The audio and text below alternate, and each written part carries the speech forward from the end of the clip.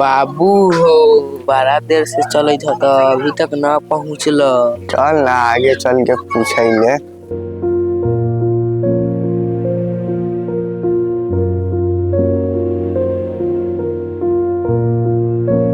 अहो भैया, बसंता घाट पर जाए के कौन रास्ता बजते? आगे जाके दहिना से बाया हो जाई। ठीक है हवा जाइले।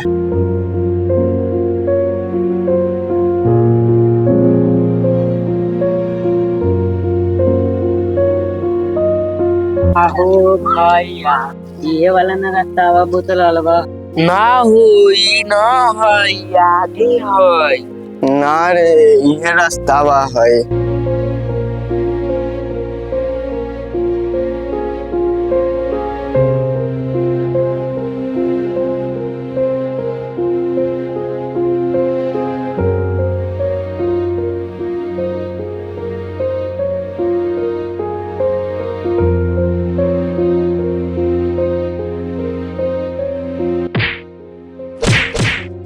बाबू चलावे के लूर न हवा का।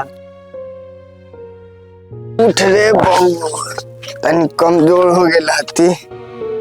ला भैया साइकिल खड़ा कर दे। चल बैठ रे नानकी ऊपर।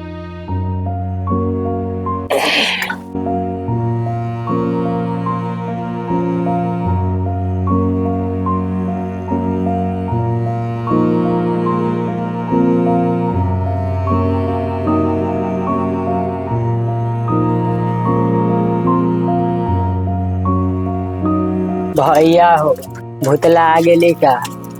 ना रे चल ना ये रास्ता बा है।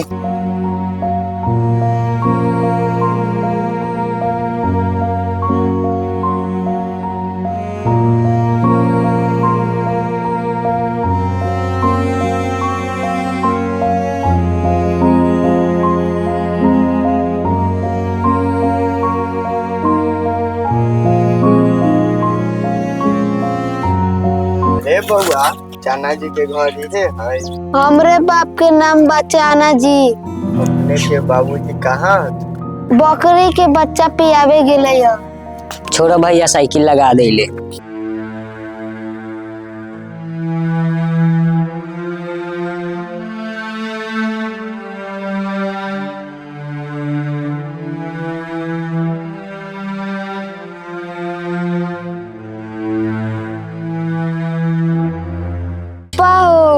बोला कहा हवा? दूरा पर कुटुम आइल हब, चलाऊ बोलावे थब।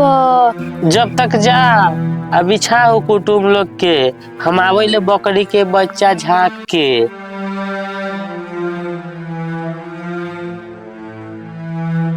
प्रणाम समधी साहेब। बउआ जा कुर्सी उर्सी ले आवा न, नाश्ता उस्ता पानी उनी दहो। ठीक है पप्पा जाइल। अपने के आबे में दिक्कत नानू भेलक ह? ना कोई दिक्कत ना भेलक ह। बाबू आवहू ना हो, कहाँ हतहू? प्रणाम प्रणाम बाबू। खुश ही रहा बउआ साहब। बउआ साहब के नाश्ता वास्ता न करल अभी तक ला? कहलिया यहाँ ढिरुआ के न ललाई। देखा कहाँ है ढिरुआ? ढिरुआ रे नाश्ता लेनू आओ, जल्दी आओ जल्दी। नाश्ता दहो, नाश्ता दो। लू खाओ। बउआ रे दो के दहू नाश्ता। ठीक है ला दादा खा। नाश्ता करे जाऊ। ला खा ना। पापा खा तू। हाँ ठीक है, कहलवा कि बउआ के तैयार करके ले आवा जा। ठीक है बाबा। समझे साहब नाश्ता करे जाऊ। बाबू हो गैया बांध दिला। हाय थे बांध दिलिए। बाबू भैया के लिए लिया। बउआ सबके गोर लगा। प्रणाम प्रणाम प्रणाम। खुशी रहो, ऊपर जाके बैठ जा। लइकवा सब तो जे पूछे गए से पूछ लो। बउआ ए पर बैठ।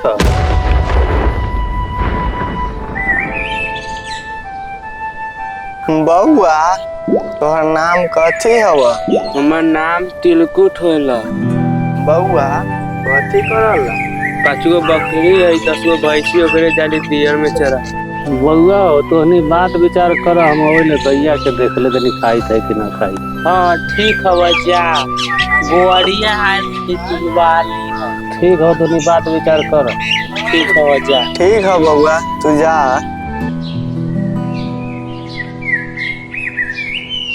समझी साहब दहेज उहेज में कथी लेम? अपने के मालूम न है, एगो साइकिल आ रेडियो आ घड़ी है। साइकिल आ घड़ी दे देम, रेडियो बाद में देम। ठीक है, हम पंडित जी के बोला के दिन उतरवा दे। रे बेटा लुटना, जाके ले आओ पंडित जी के बोला के। जल्दी चलाऊ ना पंडित जी, पापा कहलवा। तोहरे घरे कुटुम्ब सब आयल हवा? हाँ हमरे घर।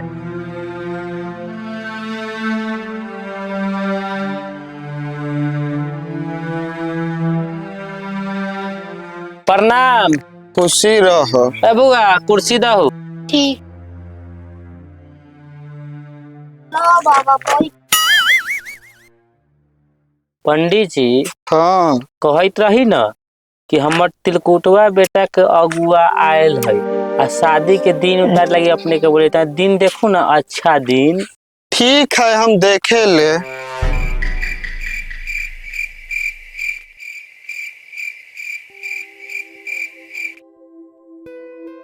पच्चीस तारीख तीसरा महीना में अच्छा शुभ दिन बने थे।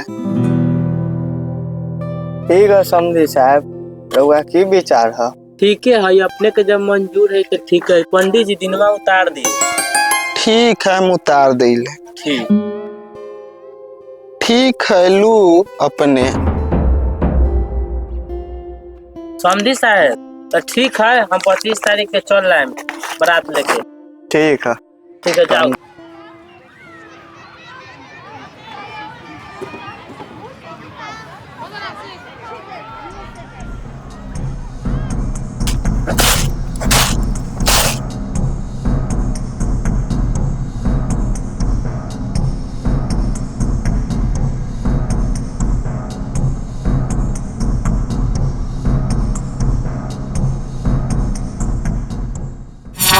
रउआ आ गई?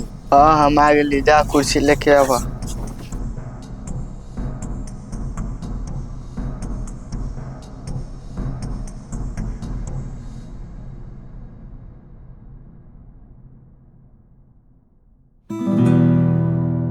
गई रही पैसा के व्यवस्था में, कुछ पैसा के व्यवस्था भइल कि ना?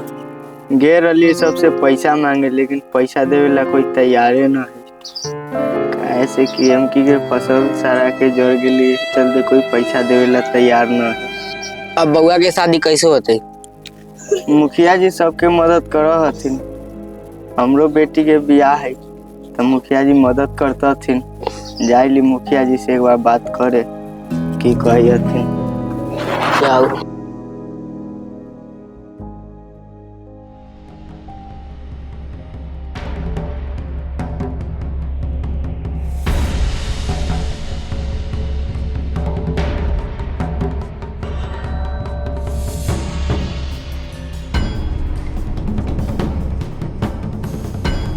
मुखिया जी हथिन का घरे? मुखिया जी हथिन। बोला बहुत।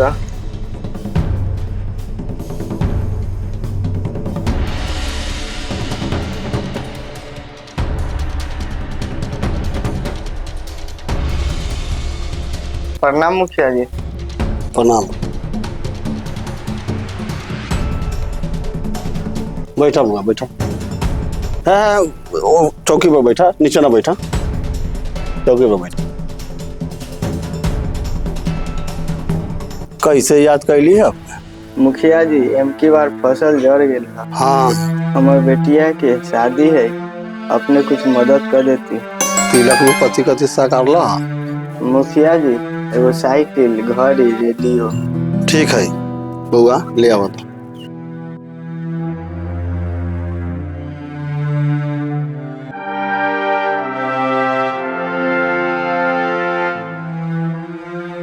जा धूमधाम से शादी करिए। ठीक है मुखिया जी, बेटी के बियाह में रहुआ जरूर आए। ठीक है ठीक है ठीक।